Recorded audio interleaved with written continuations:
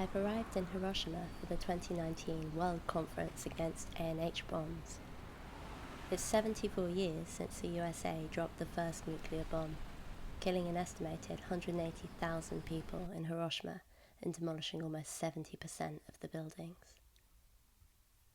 The grey building below the blue one was ground zero. The bomb exploded 600 meters above. This ruin stands as a memorial. 3 days after this devastating bomb was dropped, another bomb fell, this time on the city of Nagasaki, killing between 50,000 and 100,000 people. These are the only times nuclear weapons have been used in war. Campaigning for peace and disarmament is highly visible in Hiroshima. I met this man outside the memorial. He is a survivor of the atomic bomb and stands with signs to make sure the world does not forget the suffering at this scene. Survivors are known as hibakusha. I gave him a CND badge, a card, anything I had on me, and felt honoured to have met this brave man. As I walked to the Peace Park, a car passed with loudspeakers. No to US weapons on Japanese soil, it broadcast.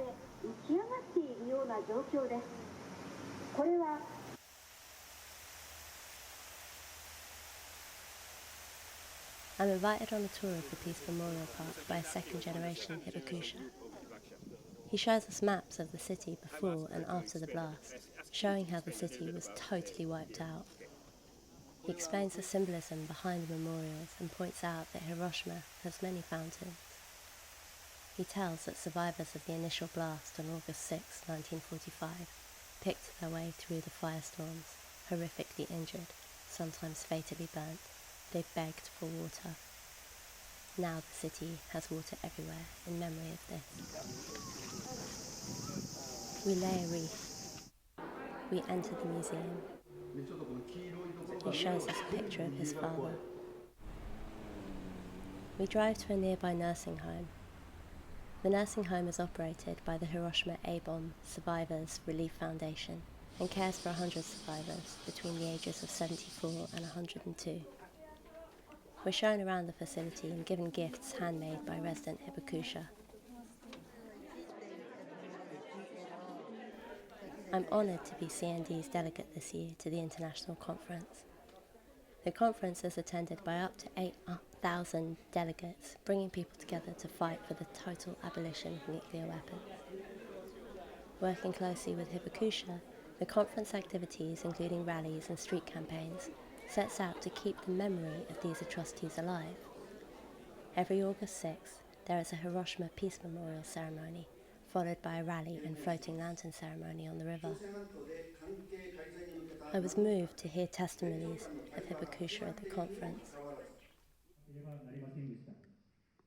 I was 12 years old, but I was assigned to a shoe factory where shoes for soldiers were manufactured.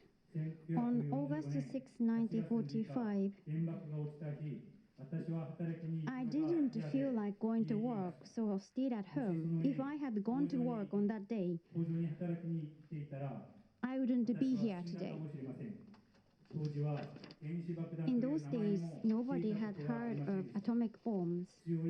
The strong flash of light instantly decided life or death of people. The whole city of Hiroshima was scorched.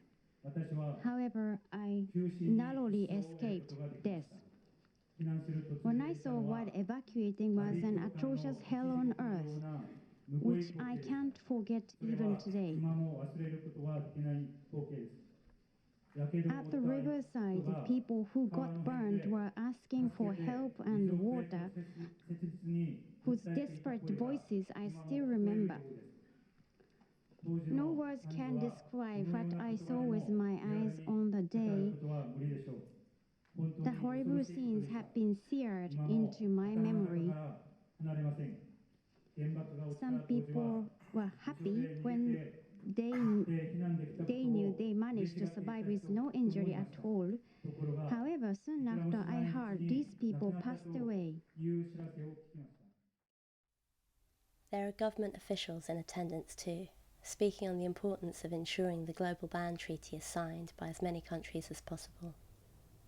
Much is also said about the importance of peace education and bringing young people into the movement.